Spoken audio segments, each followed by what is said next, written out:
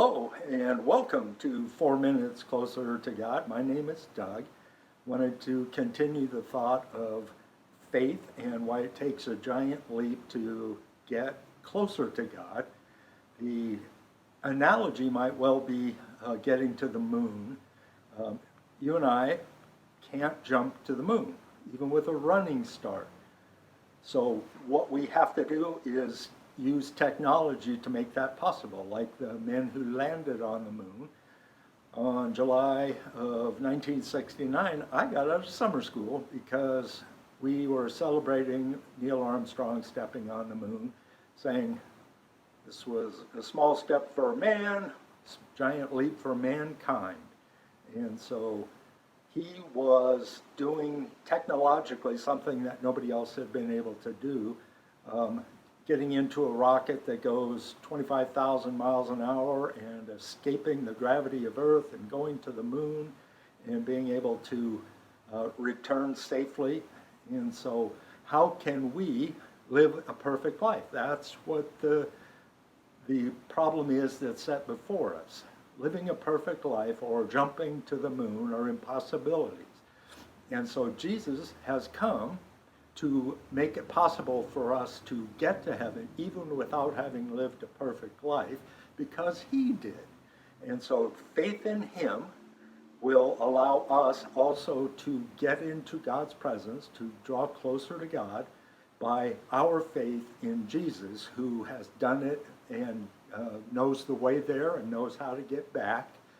And so our thought then is that faith in the one who can rescue us is one who will rescue us from the atmosphere of death that we now exist in, and he knows the way out.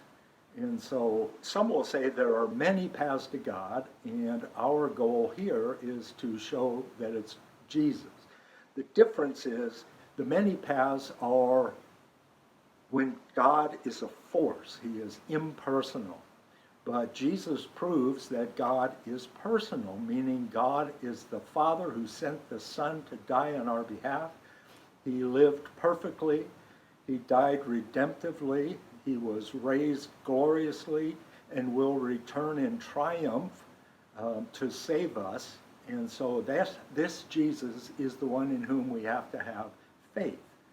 And so how do we do that? Jesus is the door, or in other terms, the portal.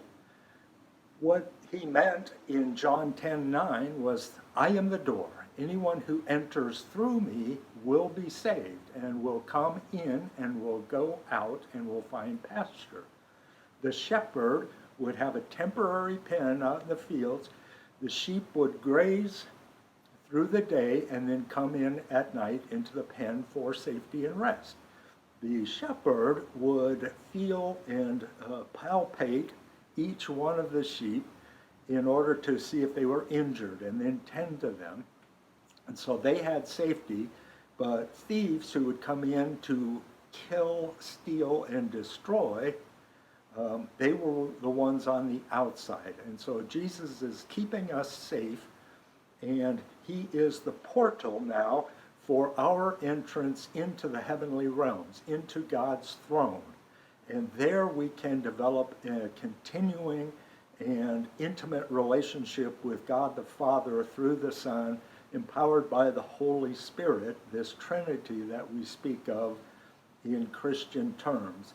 And we have much to look forward to by way of that.